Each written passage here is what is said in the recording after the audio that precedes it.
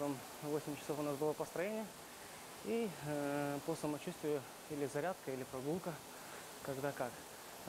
И основные тренировочные процессы начинаются в 11 часов примерно. Например, может быть, с утра в 11 часов ковер тренер нам дать, а вечером уже общефизическую подготовку тоже на час, значит, на 1,5 часа работы.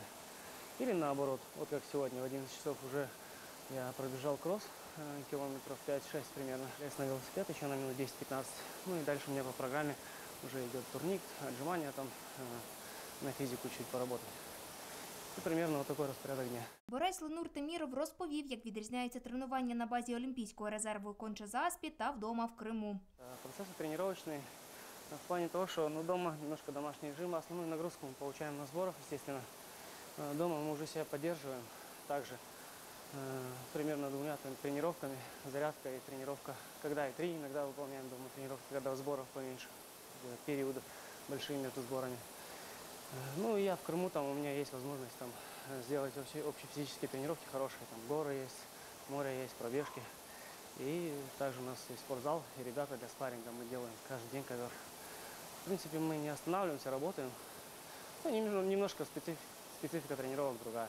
Мы занимаемся столько лет борьбой, особенно греко-римской. Любой, кто занимается любым видом спорта, они также живут спортом дальше и остаются в этом виде спорта. Таких мыслей, чтобы оставить спорт, ни у кого, наверное, из профессиональных спортсменов нет.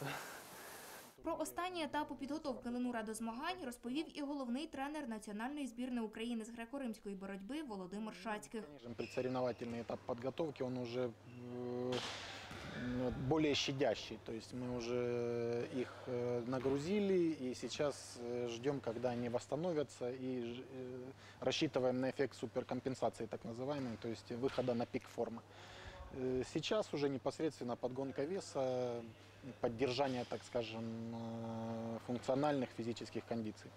Персональний тренер Ленура Темірова Ісмет Салієв переконаний, його підопічний як фізично, так і морально готовий до Олімпіади. Только на золотую медаль я его готовлю. А там как сложится, уже как Бог даст. Вот. Он способный парень, он сам стремится к медали. Я это чувствую, вижу, вот, старается. Вот. Удачи будем еще немножко. Точных планов я сказать пока сейчас не могу. Я наперед не люблю загадывать, когда переходить на тренерскую деятельность. Конечно, есть в планах это 100% передать свой опыт молодым ребятам.